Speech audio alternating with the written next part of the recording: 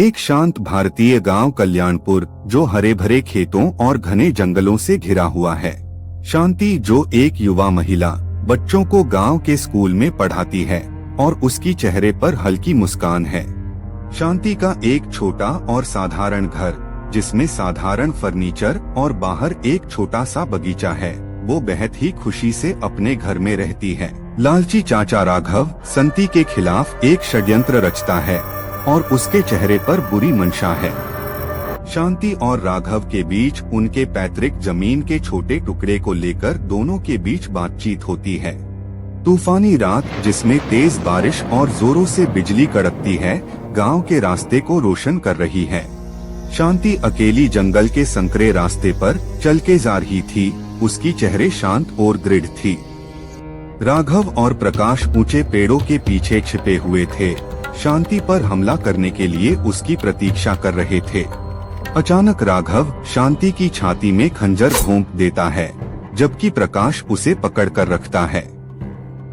शांति का निर्जीव शरीर कीचड़ भरे रास्ते पर तूफानी आसमान के नीचे पड़ा हुआ है।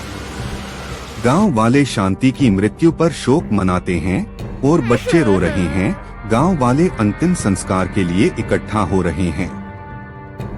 शांति का दाह संस्कार करते हुए, जिसमें गांव वाले बरगद के पेड़ के पास चिता को जला रहे हैं। बरगद के पेड़ के पास रात के अंधेरे में शांति की आत्मा की एक धुंधली परछाई नजर आती है। गांव की गायों को उस जगह से गुजरने से इनकार है जहां शांति की हत्या हुई थी। गांव के बच्चे यह दावा करते हैं कि उन्होंने शांति की आत्मा को स्कूल के बाहर मुस्कुराते हुए देखा है। राघव रात के बीच में जाग जाता है और शांति की लोरी सुनकर भयभीत होता है। राघव के बिस्तर के पास शांति की पसंदीदा कविताओं की किताब खुला पड़ा हुआ राघव को दिखता है। राघव अपने बिस्तर पर बैठा हुआ नींद में असमर्थ हो जाता है, क्योंकि शांति की आत्मा उसे सताती है। प्रकाश का अभिमान पूर्वक गांव वालों की बातों को अंधविश्वास कहकर खारिज कर देता है। प्रकाश के खेतों में उसकी मवेशियों का बिना कारण मरना और फसल का सूख जाना गांव वालों को भयभीत करता है। प्रकाश के चारों ओर ठंडी हवा का झोंका, जिसमें शांति की उदास आत्मा दूर से प्रकट होती दिखती है। प्रकाश की दृष्टि में शांति की आत्मा दिखती है, मानो के जैसे उसकी आंखों में दुख और क्रोध भरा हुआ हो।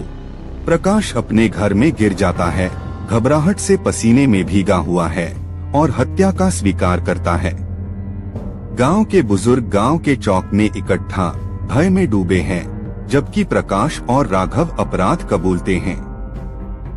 गांव वाले मशाले लेकर न्याय की मांग करते हुए प्रकाश और राघव को घेर लेते हैं। राघव अंधेरे जंगल में भागता है और घने पेड़ों के बीच उसकी आकृति गायब हो जाती है। शांति के लिए गांव में बरगद के पेड़ के पास बना एक छोटा सा मंदिर फूलों और दीपकों से सजा हुआ। गांव वाले शांति के मंदिर में प्रार्थना करते हुए उसकी याद में माला चढ़ाते हैं। कल्याणपुर का एक शांत दिन, जिसमें गांव वाले अपने दैनिक जीवन में व्यस्त हैं, न्याय का एहसास महसूस करते हुए। शांति की आत्मा, जो अब शांति में है,